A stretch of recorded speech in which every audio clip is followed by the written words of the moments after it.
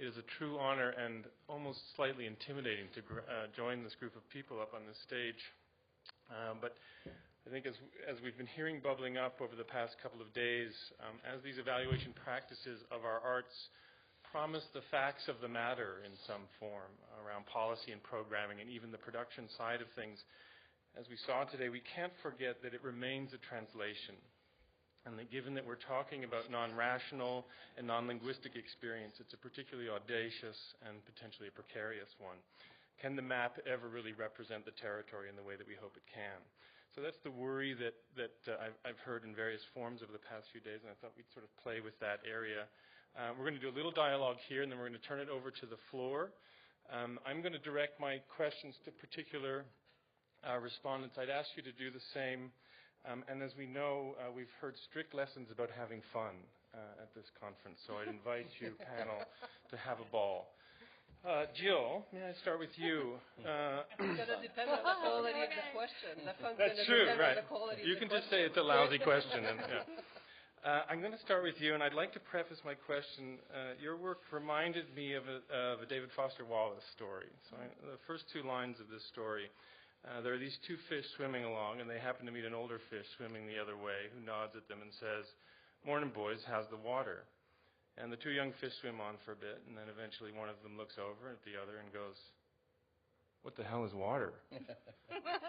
Your work strikes me as helping arts organizations answer that question through the kind of data that you generate. And so my questions are, do we always swim better when we learn about the water that we're in? What are the best things you've seen data do, and what are some of the negative things that you've seen it do in the arts organizations you've worked with? Okay. 1 week answer. You've got 1 minute, go. Yeah. Yes, we always swim better when we know the water we're swimming in. Yes. How we make decisions based on data is a very important question. But using data to have context for that decision making, our experience says always makes organizations, communities, those community networks that we operate in the States that have an ability to see what the ecosystem is like in 30 cities, it always helps provide context for better decision making. So the upside is that we are more relevant in our communities. We have more sustainable income. We have good, hard conversations in our communities and in our organizations about what the data is telling us. That's the upside. The downside is that data can be used in a lot of ways too, and so data can be. There's all kinds of stories that can be told with data. So I don't know that I can come up with the worst story, but let me think on it. I could come back to that. You've finished? Yeah. Well, yeah. Am I allowed to add something bad about data? Sure. I know it's not my question. Yes, true. I can. Okay. Bad outcomes of data. I think it's when data become key performance indicators.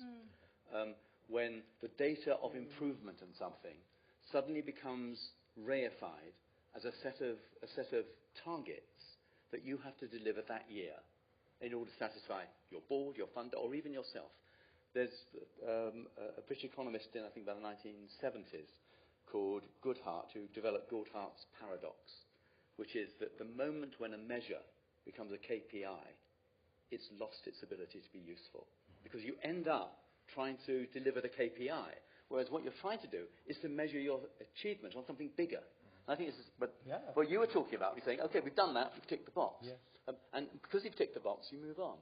But actually, you should be constantly trying to question yourself about, are you achieving what you want to achieve? The flip side of that is that what gets measured gets managed. So what I hear in your concern is that the KPI or the metric becomes static and the entire focus. And I agree with you that it can't. But so much of arts and culture, one of the big challenges is that we do a lot through anecdote and gut, and we don't measure. and what gets measured gets managed. David, I'll answer with 4 words. Data, information, knowledge, wisdom. Ancient societies have the emphasis here. This is the future as well. We're living in a society that is sliding this way, where all wisdom, knowledge, information is turning into data. If you don't believe me, just ask Facebook. Yeah. Yeah. Jeffrey, keeping on the theme of methodological pitfalls. Yesterday we heard Sandy Houston respond to a question about public desire for social impact by wondering openly what social impact means and what it evokes in the broader public seeking it. This made me think, and then following some of the things that you demonstrated for us, whether it raises problems of self-reporting, the difference between the kind of aspirational answers and the actionable portraits and how you deal with it. So because we're running on a lot of self-reporting that's in the material here, I'm wondering if that's something that you've been nervous about. Can you tell me what you mean by self-reporting? Just people saying why they do things, what their motivations Oh, are, yeah. describing Yeah, their behaviors absolutely. in surveys as a way of saying, this Yeah. is the person I am, base decisions on that. Absolutely, because, I mean, although I think that, as I said, the kind of things we've been talking about, particularly from Culture Track, and I think, I would say so more interestingly from Jill, but nevertheless, using data about what audiences say about themselves and their motivation is of value, because if you don't listen to what people say, how can you get anywhere? But if you stop with what people say, then you are assuming that what they say, first of all, they know themselves properly, they know their own motivations, and also that that is enough to understand what is possible and what is potential. Or that they're telling the truth. Or even, well, whatever the truth is. Yes, that's right. And also, yes, people are actually often in replying to surveys, they are positioning their own identity. Right. I'm the kind of person who does that, who thinks that. We've all done it. I'm a historian. I'm not really a specialist in cultural value, but for several decades I was a historian. And I still am a historian, I just don't write history. But I was always skeptical about the claims made for the oral history movement. The oral history movement became very big in the 1970s, 80s. It's now become embedded as a form of history. And what worried me about it is not that collecting oral stories, information from people was not something worth doing to add to our body of historical evidence. It was because the fact that they had said it to us made it seem more powerful than what we could get from written archives and from other sources. And that's what worried me about oral history, and still does to an extent. And I think it's the same issue about self-reporting. It's part of the picture, but we need the much bigger picture. And that's why I think, for example, some of the methods that we used in the cases I cited, of the research that we commissioned, ethnographic methods are different. They include talking to people, but they're not exclusively that. They're about observing people, seeing how they relate to each other, and so on. The visual matrix that was used to stimulate focus group discussion was a way of not starting by asking people bored questions, but actually getting them to talk, because by artistic means, generating interactions between people, because that provides different kinds of information. None of it is true, but when you start putting more and more things together, you get something that looks more like true. Okay. Right, your turn. France and Chris, from your presentation. Over the past few days, we've heard a lot about this practice of putting Indigenous art practices at the center of the Canadian art scene. I've begun to wonder whether we're doing that because it's easier to do than putting, say, Indigenous legal practices at the center of the Canadian judicial scene, for example. Is there a way that this is giving a voice without really giving a voice, or do we feel that the arts have what it takes and what's being asked of them in this process? So if we're indigenizing Canada's art scene, does that help us indigenize Canada in the way that you envision in that last slide that you showed? Oh, I profoundly believe so. And it's not an either or. We're going to have to indigenize the whole thing, not just the arts. And I think that actually Chris was mentioning that other sectors have been at this way longer than the art sector. We're kind of dragging behind here a little bit. The justice system has done, a lot of work. The universities are doing really, really important work right now. Health is doing really important work. So I think that we have to do this work.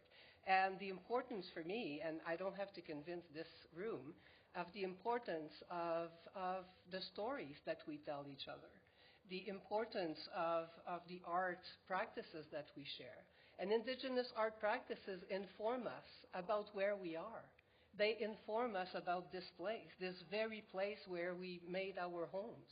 They inform us about the power of this land and the many different landscapes of this land. This is a huge territory. So when we talk, about Indigenous art, we also have always to remember that it's a shortcut. We're using that word as a shortcut because the reality is there's like hundreds of nations in this country. And hundreds of languages still being spoken here. So it's easy. We're lazy. We're lazy. Indian, Native, Aboriginal, Indigenous. It's ways of just bunching people together. But we have to be aware that those cultures are very, very different. You know that, I know. From the East Coast to the West Coast, the realities are so very different. But each of those practices, all of these practices, artistic and the cultural practices, inform all of us about who we are, where we are, and where we're going together. And just quickly to add, David, I think that, like Franz said, it's not an either-or.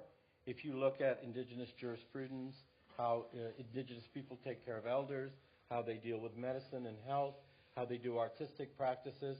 It's all about allowing, permitting, giving space to, creating self-determination for all of those Indigenous practices to come out. They're all interconnected. They all come from the land. So it's not like, we're going to do arts but forget about the legal system. Or I'm a lawyer. That's really where it's at in treaty negotiations. We criticize sometimes the Indigenous organizations like the AFM because they don't pay enough attention to culture. But that doesn't mean that the work they do is not valuable. So it's not an either-or, doing all of it together. And I guess that the last little point is that we have to remember that, again, from an Indigenous perspective, art was a totally integrated activity into everyday life. Life was not something that was separate from us. It was part of us all the time. So I think in this way, it is informing us in a different way of being together. I have to say, I was really struck when you did identify a sense that those other fields were in a more progressive place than the arts field. I certainly had to make note of that, and not a sort of sense of grass is greener elsewhere, because I know most of your work takes place in the cultural sector. It's really that you see more advance in those other fields than in the arts field in Canada. Yeah. Well. Jill? David. Now, I know you're just starting out, Jill. You're still very young. But in the work that you've done trying to help organizations understand themselves and their markets, their mandates, I'm really curious whether you start to see a pattern of something that's falling through the cracks. Are there things that, as you work to find methodologies that profile arts organizations, their audiences and their activities, is there something elusive in that work that you're still trying to be able to grapple with, profile through some of the data that you generate? And if so, what might it be in your intuitive sense? The consistent thing. So we started this work in 95, 97. And every year, every 3 to 5 years, tactics and strategies and context changes, best practices change. But the thing that doesn't change is people and their ability to work together, be disciplined, have hard conversations, change their behavior. So this, in fact, is the puzzle. That's why I ended with the statement that I did, knowing the people that are in this room.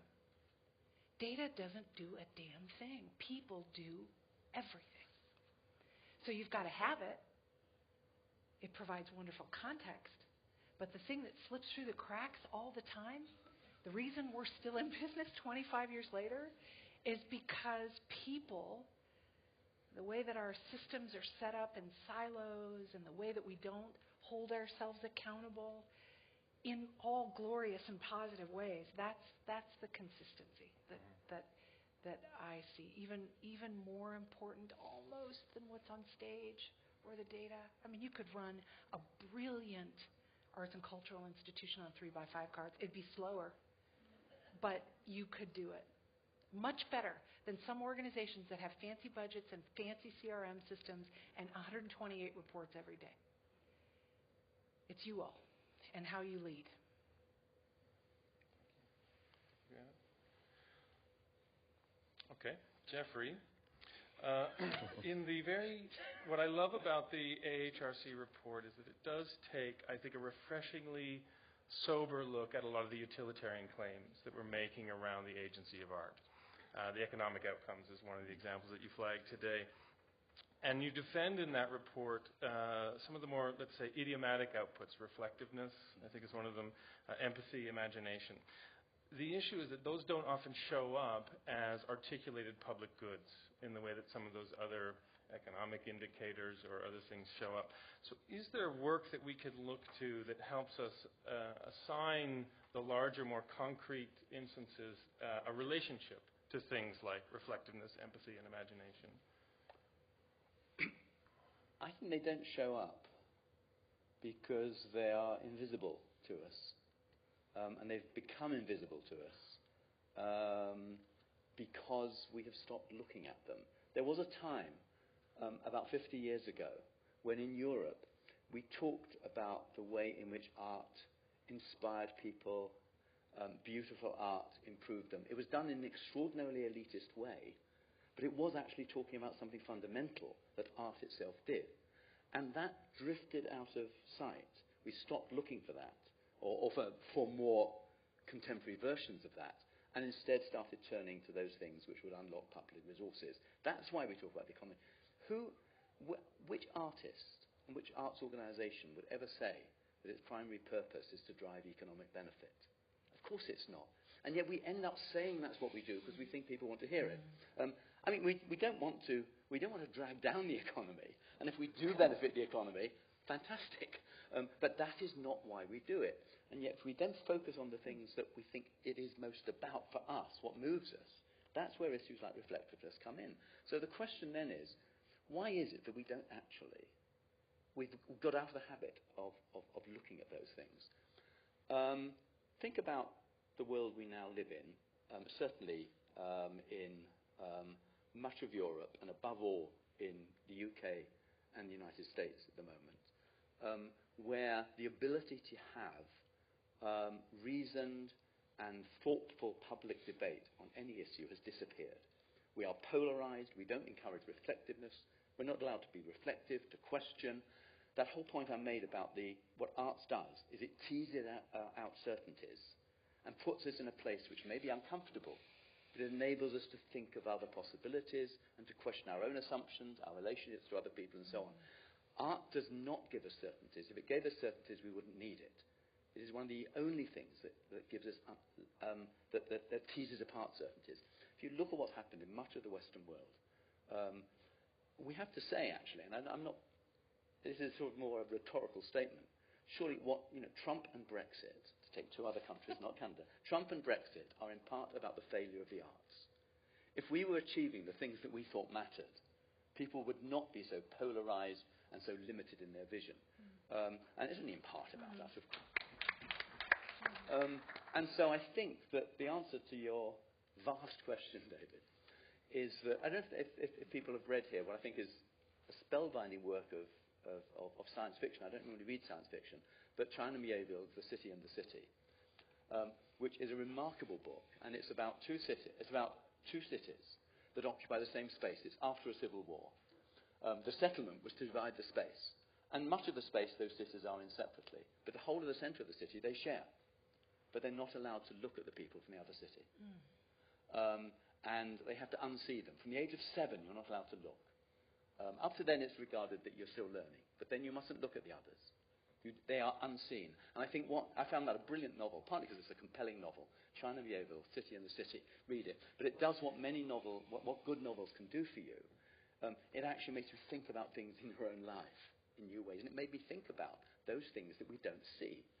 And all sorts of things in our own lives where we don't see certain things because we choose not to see them and we behave as if they're not there. And I think that these dimensions of what art does is something that we stopped seeing because we didn't think anybody else wanted us to look at them. We can take it back. I think also, David, that the greatest human resource is our imaginations. That's what we still have and have had throughout history. And that resource is kind of spread out, it's not spread out equally.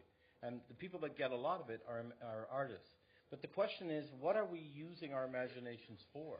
Are we using our imaginations for our personal expression? Or are we using our imaginations to imagine a world where every single citizen, that's why we're into cultural democracy. And with all due respect to the democratizing the stage plan, it's about programming.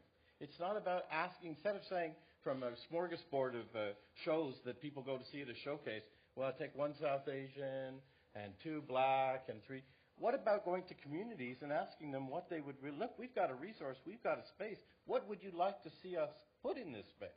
That's cultural democracy. It's harder work. It's not just about assuming that culture is one thing. So the question is, with our imaginations, with our artistic and creative imaginations, what kind of society do we want to live in? What kind of world do we want to live in? Do we want to live in a transactional world where everything is controlled by capitalism, where the things David's talking about are disappearing? Or do we want to imagine a different kind of world? And if we do, then we have to start using different methodologies of how we talk, how we communicate, and art is one of those. That's what we're doing in Primary Colors. Art is a methodology to get to deeper conversations. Hey, Chris, I know if Heather was here, she would say she started out programming in the way that you described. I can see that there's a need to provide, but I know that now she's moved to a place where the conversation is about what do we want to do? Help me do this right and well. If she was sitting here, she would say, I agree with you. I'm not going to argue about it on stage, but I don't agree with that, so whatever. What I'd like to do is just pose a follow-up question then, because it seems like, particularly when you identify the kind of reporting strategies that you have for Primary Colors, you have obviously leveraged a position that is quite enviable. And certainly I think if I went back to my funders and said, here's how I want to do the reporting, they'd say, can you give us our money back, please? Mm-hmm. How did you get to a place with the funding or the identified outputs that that's how you're going to do the reporting? Was there a fight that came behind that? And what did you identify this would do? What was the output that I guess convinced them? Well, if a funding agency would say to us, we don't want you to report in that way, or we'll take our money back, we've got options that we can use. We leverage that money on the grounds that we would report differently. Mm-hmm. Maybe you can talk about the leveraging a little bit. Well, yeah, I think that for this particular project, we wanted to change the relationship. See, we're all in it together, right? The funders need you as much as you need them. And we're all in the same ecology. We all need to work together and to talk to each other. Arts policy is not developed on a cloud. Yeah, it is actually. Well, it's in practice, and it has to be, and we have to be in conversation. So for this particular project, the strategy that we use is instead of applying for funds, we approach funders as partners. So it totally changed the power dynamic and the nature of the very conversation we were having. We went to them and said, you know what, I think you need us. You need this information. You need our connection, our credibility in the community. And in exchange, we will take into account what are the questions, what are your burning questions right now? What are you struggling with in terms of arts policy? Mm-hmm. What are the questions in terms of reshaping your programs? And we'll bring that into our conversation. And so it becomes this notion of reciprocity in action. So it totally shifted the relationship. So we became partners. We got money. Actually, we raised close to $800,000 for this project without applying for funds. And so it shifts the conversation. I don't know that we cannot all do that all the time, but we can push boundaries and we can redefine ways of working together. And so the reporting became part of that partnership. We've been talking all along. So it's not like they gave us money, we put it in the pocket, we're doing our thing, and then at the end we'll send them a piece of paper. We're in conversation all the time with all of them. And it's complex, and it's problematic, and it's gritty sometimes. But this is where it's very productive, right? We have to learn to be comfortable with discomfort in Canada. We're way too comfortable with comfort. Right. It's shut you up, hasn't it, David? No, Are you I wanted having us fun, all to David? spend a moment practicing some discomfort at that point. Jill, this is as I've been sort of looking at your relationship with the two projects that you worked with there, it seems like, and correct me if this isn't correct, but it seems like you come into an arts organization as a kind of add-on moment. There's an arts organization is ticking along, and they say, okay, you know what? We need to figure something out. We need to understand something about ourselves. Let's hit the pause button for the moment, connect with TRG, and ask a few specific questions. First of all, I mean, just you can add more nuance to that characterization. But one of my questions around that is, now that arts organizations have the digital tools that they have to be able to profile their activities with more sophistication, can you envision a process where the kind of work that you do is perhaps more organically woven into how an arts organization operates moving forward? I hope so, yeah. Organizations come to us for a variety of reasons. So it will be things like we want to understand if the business model that we have now can be sustainable in 10 or 20 years. We're in crisis and in free fall, and we need to understand why. We're getting ready to celebrate a big event, some reason that they are open to their behavior changing, I'm realizing. And they want data to help move them from, just anecdote to some other grounding. And our particular orientation is one that says, look, we want planned obsolescence to be built into our model, and we want you to have the systems and the data and the tools. And increasingly, whether it's a ticketing or a CRM system or it's any kind of other resource that you have, including tools that we've given, we hope that organizations adapt and adopt and are able to access all kinds of data points more easily. But I don't think it changed where I started a minute ago, and that is that the thing that we end up doing the most of is working with people to get practice in working together through difficulty. I mean, discomfort is part of the change game. So, like, I'm gonna corner Chris after we get off the stage and say, what the hell does that mean? And so what can I tell Heather? And how can we do that better? But that's what we end up doing, is walking alongside people to adapt so that they can be different. So maybe there's a sort of a refinement of the question. Once you bring that reflexivity into an organization, when you go, is there greater capacity for these arts organizations to weave that constant reflexivity into how they operate going forward? Yes. And we don't value people very highly in arts and culture. So there's a lot of churn on staffs in arts and cultural institutions. So I would say to you, this idea that we've got, that we can pay administrative team members $1.280, and that we expect that they'll leave our institutions to get better jobs in bigger markets, or that to get a real job with real pay they have to leave arts and culture, that is such crap. And it doesn't serve the sector at all. It doesn't serve us at all. So I don't, I'm kind of talking myself out of business here, but part of the reason that we've been able to, I think, stay in business is because organizations do grow and adapt, but then people change. They leave organizations and they go somewhere else, and the new people come in, and the dance starts all over again.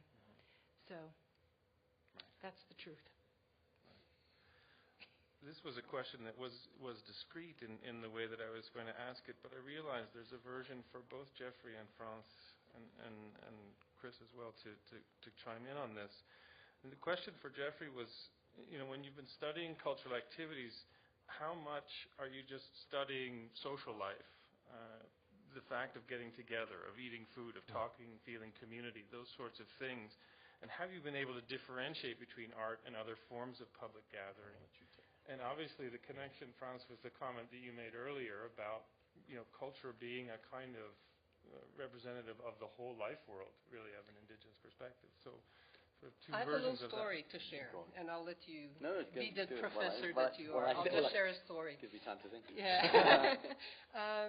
When I was a young officer at the Canada Council, I was working in the explorations program, and I got this project from an Inuit theater company, and I look at their final report, and in my mind they had achieved their objectives, and they have done what they said they would do, and the final report was done, and the financials were there, and I just sent this to finances. And it came right back on my desk, and the financial officer said, this is unacceptable because they had $400 of groceries that they had put under marketing, under item marketing. And it was a grocery bill. And I had to explain that for that particular theater company, Inuit theater company, for them to spend $400 on designing a poster was completely useless. But to go and buy $400 worth of groceries and throw a feast was making sure that the house was full for the whole duration of their play, It's the right? marketing budget. Oh, yeah, totally. That's So that would be my answer to your You just question. gave me a new marketing plan. yeah, no kidding. Oh, God, just repeat everybody. And to just take that example and make it, I'll be the professor for a minute, okay? All artistic practice arises out of culture. Well, however, if we use the anthropological definition of culture. And one of the mythologies of Western art is there's no culture around it. Because the artist is a genius, and usually a he who's making some amazing piece, and it's devoid of culture. Well, look around you. The way you guys have all behaved this weekend is your culture. It's your protocol. It's how you talk to one another. It's how you eat. It's what you do. When we organize as primary colors, we organize ourselves very differently. It's not better or worse or anything like that. But this myth that real art, high art, fine art, is not embedded in culture is exactly that. It's a myth. And the person that introduced us, Amir Ali Alibai, he works at the Aga Khan Museum in Toronto. Actually, it's in Don Mills, I believe. It was an honor for him to introduce us. But that museum, which is devoted to different traditions of Islamic art, speaks in some ways to the failure of the Canadian art system to understand the incredible importance of those ancient traditions. And they're embedded in culture. Those artistic practices are embedded in culture. They're embedded in faith. They're embedded in spirituality. They're embedded in a word that France likes to use, worldview. So worldview creates, when worldview comes from land, creates culture, which creates artistic practice.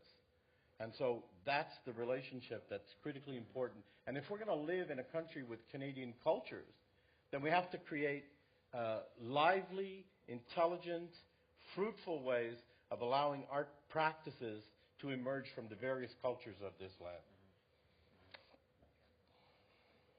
I agree. I agree completely with what you said, Chris, about the myth that art, in its huge variety, is not rooted in and emerging from cultures. And I think the myth comes.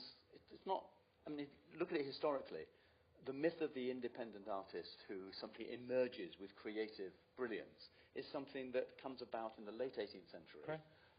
And it lasts until, well, actually, in some ways it's lasted until today, and almost exclusively in the visual arts, actually. But for all other art periods we look at, there isn't even the myth of that. And so it's a very specific moment. And pan-cultural as well. Yeah. So Yeah. what you have is this little blip, this little radar. Yeah. I'd break it back to the Enlightenment and Cartesian logic and all of that trajectory into the 17th century. But in any case, it's a blip on the radar screen. Yeah, I think that's right. It's not the future, it's not the past, it's not ancient knowledge, and it's not true pan-culturally. But yet it's the prevailing ethic and aesthetic of the practice of art in Canada today.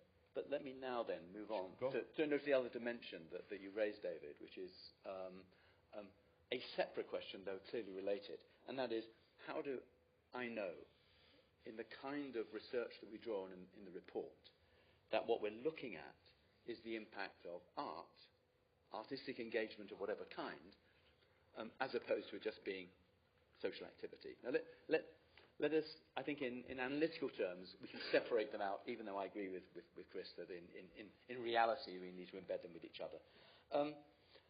As I said early in my talk, what interests us in the report is not all the claims that we can make for art about, with all the, this is a discourse that existed in the past and still does, the discourse of social inclusion, the discourse of educational improvement, all the things that art is meant to achieve, and obviously the economic ones as well.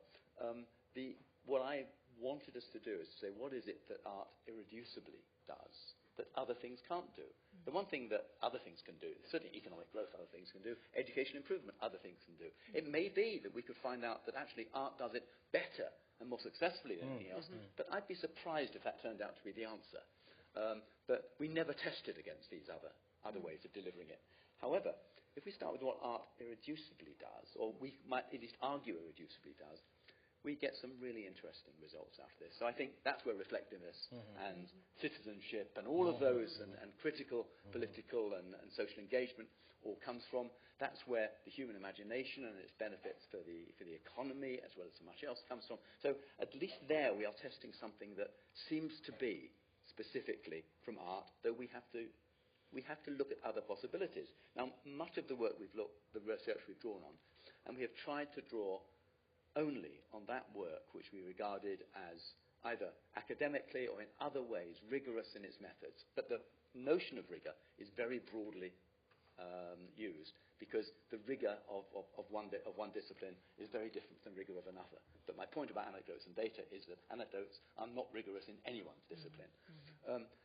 Now, an example. Some did try and test this out. I talked to you briefly in passing about the Reader organisation, which brings together people who are damaged, vulnerable in their lives, usually through addiction or domestic violence, mental health problems. They are vulnerable people, and it gets them reading aloud to each other in groups. The reading aloud is a critical part of it, because what the analysis by linguistics and literary methods has shown is that it's at moments of language that people suddenly stop and say, hang on, that phrase reminds me of. And it's something that, it is the phrase in the literature, it's the use of the language that gets people thinking about themselves or their relationships in other ways. In order to test this out, they actually got people together. These groups meet once a week for many months. They will meet together, and sometimes for more than a year. And there were 350 of them all over the UK. But for one in Liverpool, they got people, and they divided them into two groups. And they took them off to meet somewhere at a house in the country. They'd just go there each day for the meeting. And one group spent 6 weeks having literary discussion. The other group did things together in the garden, to develop the garden and to work on it. And then they reversed what each of them were doing.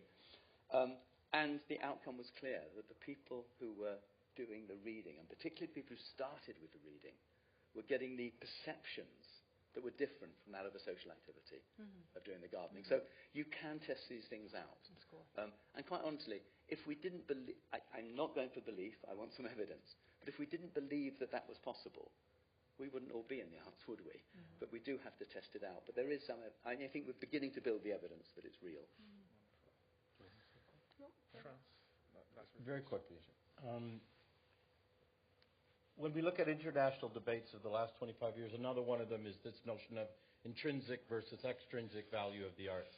It's a completely false dialectic, and we should stop having this argument that the arts are good for the soul, and that's why, that's why we make art, because it's all about individuals and all about the betterment of art perception. We are the enlightened ones. We are the elite that go to arts activities, or all the social reasons that I won't repeat because Geoffrey's named some of them.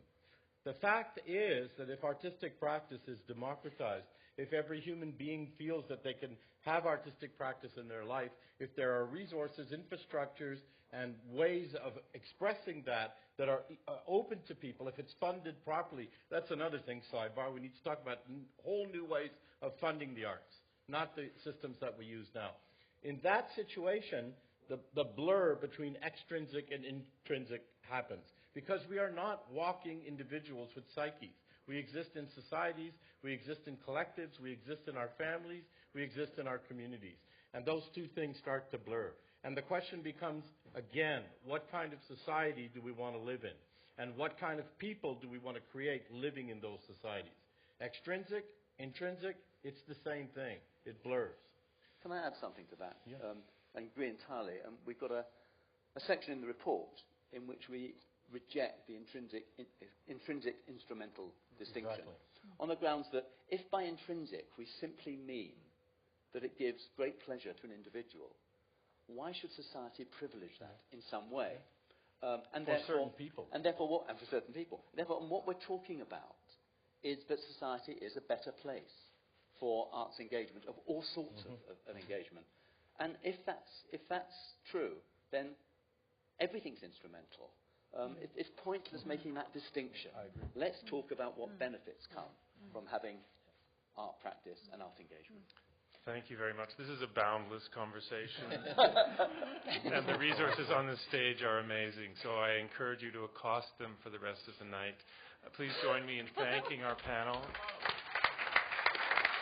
Yeah, thank you.